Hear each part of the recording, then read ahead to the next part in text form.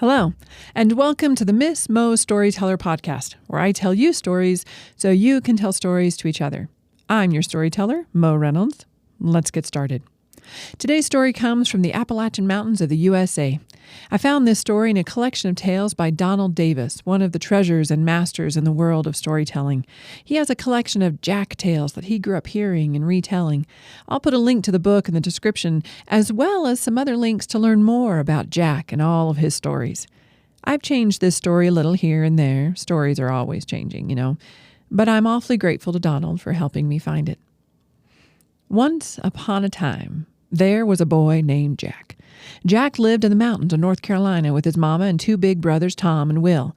Now, Tom and Will were out and about most of the time, leaving Jack behind to take care of mama and find his own fortune in the world.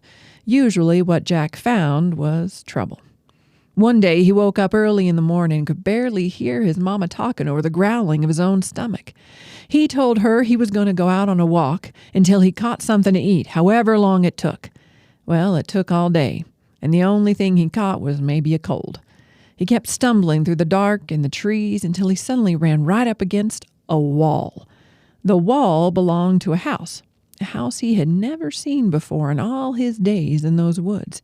He felt his way along the wall until he came to what he was sure was a door, and he gave it a hearty knock and, "Hello?"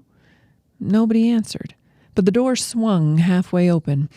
Jack wondered what kind of folks lived in a house in the middle of the woods who just left their front door unlocked. Well, he figured they were probably friendly kinds of folks, and when he saw a roaring fire and a table of food, he figured folks that were friendly enough to leave their door unlocked wouldn't mind if a kind stranger warmed himself by the fire while he waited for their return. When he smelled the roast beef and the mashed potatoes, he figured folks that friendly probably wouldn't mind sharing their food with that kind stranger. So Jack helped himself, stuffing his cheeks with beef and gravy and cramming mashed potatoes in his pockets to take home to his mama. His heart was in the right place. Jack was just loosening his belt to make room for his big, full belly when he heard footsteps. Heavy ones. Jack looked towards the open door and suddenly was filled by a giant. Actually, it was filled by three of them. Three huge men stomped into the room and, just the smell of them about knocked Jack out. It was clear that these fellas didn't know what a bathtub was and had never even met a toothbrush. Wow. The three giants looked down at Jack. Jack looked up at them and regretted pretty much every decision he had made that day. The tallest fella opened his mouth, and Jack immediately wished he hadn't. It smelled like a family of rats had crawled in there and died 3 weeks ago. Jack's eyes watered as he heard the giant bellow, Well, who's this little fella?"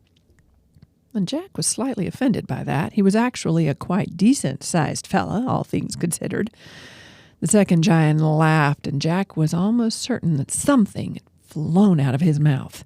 "I don't know," the giant bellowed. "Let's eat him." The third one lifted his arm to stop the other two. Jack thought their breath was bad. That giant armpit, would have melted the wax off a candle. These fellas clearly did not have a mama. "He's too small to eat," the third giant barked. "We'd each barely get a bite. He looks too clean to taste good anyhow." Jack seized the opportunity. "He's right. I won't make much of a meal for you fellas. I'll just go." And in that moment, Jack changed his mind. He was just about to take his exit, but then he looked around the room at all the treasures and knickknacks, gold and coins, and suddenly had a very different idea. "Now listen, fellas, I'm just one of you. I'm a robber, a thief, a no-good swindler. My pockets here are full of your mashed potatoes. I heard you were the best robbers in these parts, and I came here to learn all your tricks. Tell me everything." The giants were flattered, but also hungry. They weren't sure what to make of old Jack. Finally, the biggest of the three spoke. "Well, Jack, you're welcome to stay with us and not get eaten. But first, you'll have to pass a test. You got to prove you're really a robber. If we aren't going to eat you, We need to eat something else. We need some fresh roast beef. If you want to rob with us, you got to prove you can do it. You'll have to steal us a cow. Jack wasn't too worried. The fields were full of cows, and he was sure he could grab one and make it up to the farmer later. But the giant wasn't finished. We want a cow from the farmer up the road. He grows the best cows for roasting.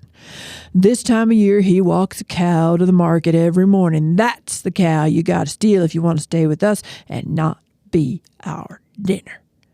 Well, this was a bit more of a challenge. Grabbing a cow out of a field was one thing. Stealing it from a farmer as he was walking it to market, that was quite another. This would take some figuring. But Jack didn't let on. He shrugged his shoulders, tossed his hair, told the giants it wouldn't be a problem, and was on his way. But he had no idea what he was going to do. Luckily, he passed by a couple of fellows who were butchering a hog. Jack had done his fair share of butchering, and he knew that the pig's bladder would be full of blood. He politely asked for the bladder, and the two fellows handed it over. Jack carried it down the road a piece until he came to the spot where he knew the farmer would be passing soon. Then he went to work, tore a few of his buttons off, ripped his shirt a little, messed up his hair, and rolled around in the dirt. Once he was good and properly filthy, he opened up that bladder and covered himself with pig's blood. He laid down, rolled around a little more, and then went still. He looked good and properly dead. Soon enough, the farmer came strolling by.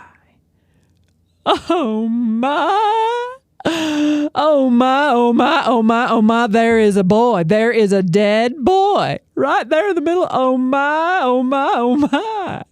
This farmer was a decent man, so he tied up the cow, asked her to wait right there, and then ran to the sheriff to get help. Jack jumped to his feet, untied the cow, and headed back to the giants. He handed over the cow and rubbing his hands together, well, I guess you know I'm a real robber now. Not so fast, whippersnapper, said the second giant. That was just the first part of the test. What's the second part? Jack asked. The giants looked at each other and sort of shrugged. Well, it's basically just the first part again. This cow will roast up nicely, but we're going to want another one tomorrow. You'll have to do it again if you want to be a real robber. Jack went to sleep that night again in front of the giant's fire, puzzling and worrying. He couldn't play dead again. How would he get that second cow? In the morning, he started walking. Jack's best ideas came to him on his feet. He was staring at the road, wondering what he could do, when he came across a woman's shoe. He picked it up and looked all over for the other one, but he couldn't find it, and that gave him an idea. He put that shoe right back in the middle of the road where he knew the farmer would see it. Then he hid himself in the bushes and waited. The farmer came upon the shoe and picked it up. Well, look at that. My wife would love this pretty little shoe. Where's the other one? And just like Jack, the farmer looked all over. And just like Jack, the farmer didn't find a thing. What could his wife do with just one new shoe? He threw it over his shoulder into the bushes and kept on walking, just like Jack wanted him to. As soon as he was gone, Jack grabbed the shoe and started running. He knew a shortcut through the fields that would get him to the next corner of the road before the farmer could get there. Jack dusted off the shoe and put it in the middle of the road again, hiding in the bushes once more. Along came the farmer. Well, would you look at that? My, oh my, it's the other shoe, just as pretty as its partner. My wife's going to love these. He tied the cow up. You wait here, Bessie. Don't you run off like your sister. I'm going to go back and get that other shoe. Off he went. Poor Bessie just shaking her head. Jack untied her and led her back to the giants. As they feasted, Jack asked if he was a robber now. Almost, the third giant said. Just one more test. Let me guess, said Jack. And he went to bed that night wondering how on earth he would trick that farmer again. Luckily for Jack, the farmer wasn't too bright. His cows, however, had caught on. He was having a hard time moving them along. Jack heard them coming and jumped in the bushes, listening to them arguing. Bossy, you come on now, just come on. Bossy had lost 2 sisters now in 2 days. She didn't want to go anywhere. Moo! Moo! She hollered. And just then, Jack knew what to do. When the farmer and the cow got a little closer, Jack shook the bushes and let out a moo, moo. The farmer stopped. Bossy, do you hear that?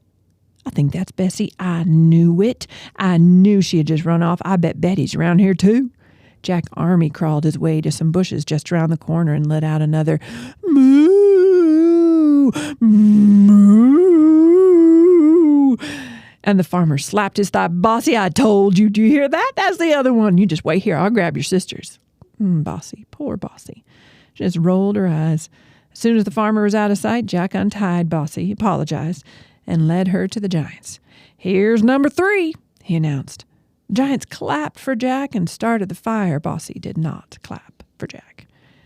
After the feast, the giants agreed that Jack was officially a robber and could live with them as long as he wanted. But Jack wasn't finished. Well, now, fellas, I don't know. I've only robbed what you asked me to rob. That wasn't even hard. I want to show you what I can really do. Tomorrow, I'm going to rob more in 1 hour than you've robbed in a year. The giants looked at each other and shrugged. Prove it. Jack smiled. In the morning, he ran out the door straight to the sheriff's office. When the sheriff answered the door, Jack asked him if they'd have any trouble with robbers lately. Well, yeah, said the sheriff. As a matter of fact, we have. Things have been disappearing for years. We can't track any of it down. Rumor is there are giants involved, but I have my doubts. Jack beamed at the sheriff. Well, sir, what if I told you I could track down those giants and everything they've taken? Is there anything in it for me? The sheriff clapped Jack on the back and laughed. Well, Jack, I figure we can give you half of whatever they've taken as a reward for helping us to get rid of them. They shook on it, and Jack led the sheriff to the giants' door. This time the giants did not clap for Jack. They were furious. You didn't steal a thing. You just brought the sheriff to our door. Not only are you a very bad friend, but you are a very bad robber. Oh, not so fast, Jack said. Tell them about the reward, Sheriff. When the sheriff explained that Jack would get half of everything the giants had stolen over the last few years, the giants realized that Jack was a very good robber after all, even if he wasn't a very good friend. The sheriff got some help and carted the big fellas off to jail. Jack gratefully accepted the reward treasure and moved with his mama into the giant's house. After a very, very deep cleaning, it scrubbed up nicely, and Jack never heard his stomach growl again. Now, what would you have done if you had met those giants? What if Jack had had to steal a 4th cow? What could he have done then? Good stories often start by asking questions, so keep asking questions. Keep telling stories and keep listening to them. Thank you for listening today, and come back soon for another Once Upon a Time.